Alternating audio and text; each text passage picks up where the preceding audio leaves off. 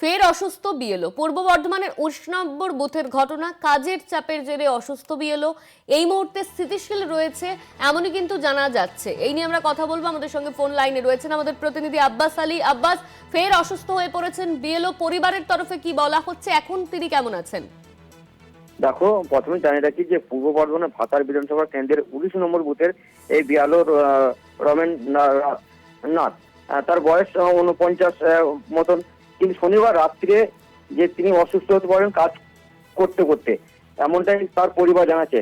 যে তিনি জানাচ্ছেন যে এই একবার গ্রাম্য এলাকা এবং সেখানেতে আর একটা সমস্যা দেখা দিয়েছে, যে ওখানে যে নেটের অবস্থা খুব খারাপ এবং এখানকার যে সমস্ত মানুষ কিন্তু একবারে সাধারণ পরিবারের এবং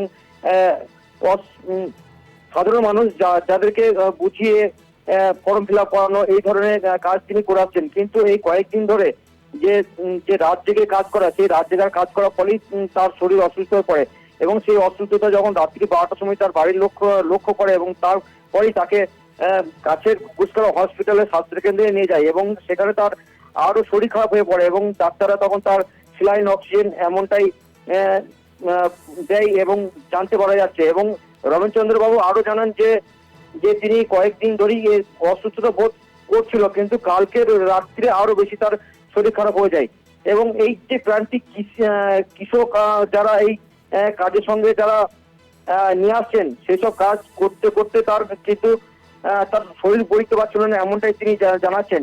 এবং সেই সঙ্গে আরো জানান যে নেটওয়ার্কের সমস্যার জন্য তিনি তার ডাটা এন্ট্রি কাজ এগুলো তিনি করতে পারছিলেন না। এই যে সমস্যা তার একটা দেখা দেয় এবং তার জন্যই তার টেনশনে তার আরো প্রেশার হাই এবং তিনি আরো জানান যে তিনি সুগারে রোগী, এই ধরনের শরীর খারাপ তার আরো বেড়ে যায়, এমনটাই জানাচ্ছেন রবীন্দ্রনাথ বাবু। ধন্যবাদ তোমায় আব্বাস। আমাদের সঙ্গে ফোন লাইনে ছিলেন আমাদের প্রতিনিধি আব্বাস আলী।